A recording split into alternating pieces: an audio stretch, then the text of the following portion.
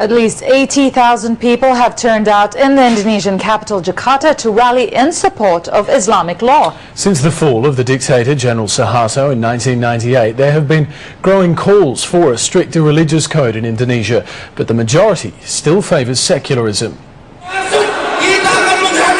In the world's most populous Muslim nation, a call for Islamic law. Tens of thousands of people turned out on Sunday, rallying in the capital. Sharia law is a controversial subject here.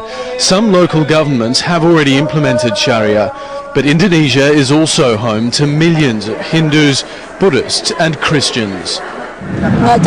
Sharia law doesn't fit in this country. There are so many ethnic groups and religions here. Islam is the majority, but there are others, so it just doesn't fit. Indonesia has long been considered a moderate Muslim country, but it's now struggling to determine its religious identity. Sunday's rally is all part of an international conference staged by the conservative Islamic group Hizb ut-Tahrir. Indonesia telah dipimpin oleh sekularisme, sistem sekuler sejak Indonesia merdeka. Indonesia has been living under secular ruling since it gained independence, and we've never had anything but misery and poverty. That's why we are fighting to replace the secular system with an Islamic one.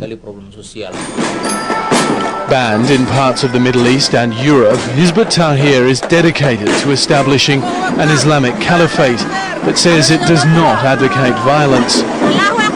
Sejak 90-an, pertengahan 90-an muncul Hizb ut-Tahrir. Hizb ut-Tahrir showed up in the mid-90s and developed very quickly through universities and villages.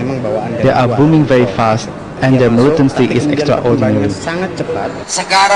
In Indonesia, support is growing for conservative Islamic groups like this, but the major political parties continue to steer clear of the issue.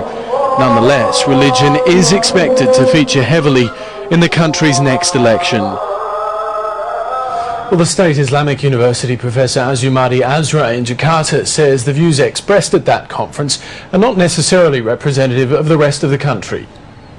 The mainstream Muslim organization like Nahdlatul Ulama and Muhammadiyah do not represent in the conference, and in fact the leaders of this so-called Khilafat conference are only people from Hizb ut-Tahrir. But regardless of what you're saying, religious conservatism is manifesting itself in other ways in Indonesia at the moment, particularly in terms of political influence. To some extent, yes, because you can observe increased religiosity, increased Islamicity among Muslim population in general.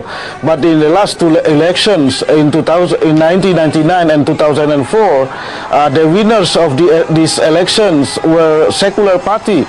And then most of the members of these secular parties are Muslims.